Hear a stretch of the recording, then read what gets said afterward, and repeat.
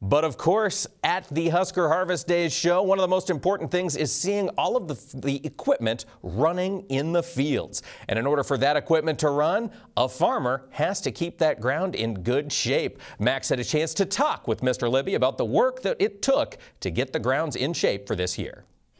It had been 730 days, Mike, since folks last came through the gates of Husker Harvest Days. They were ready to come to this show that's really taken on a national scope here in this part of the Corn Belt, the largest totally irrigated outdoor farm show in America. So that means because of that irrigation draw, you have producers coming here not just from Nebraska, but other places in the Corn Belt, in the Plain States, even farther away than that. Crop conditions here were looking pretty good. It's been a reasonably good growing season, and the crops were ready to harvest.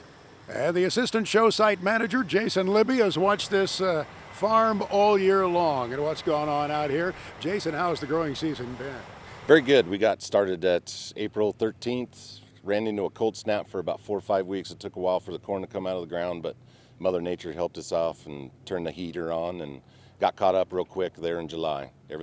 Corn's coming out at about 20, 21 moisture. Good yields, maybe 5 to 8% better than last year. No kidding, yeah, up from a year ago. So the pollination went well here? Yeah, we got early, we pollinated before all the heat came through. Some of the longer season corn out here suffered a little bit, but the short season was bad. Do you go with a shorter season variety here so that you can have something available to harvest at showtime? Yeah, we go with a 98 to 102 day corn, planted as early as we can. And with the dates being later, the show revolves every other year or whatever, so sometimes we have to go down to 95.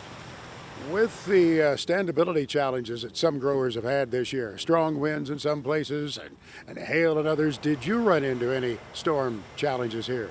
We ran into a little bit July 9th or 10th. Wasn't as bad out here, but the east side of town got it hit pretty bad. We only had about 70 mile an hour out here.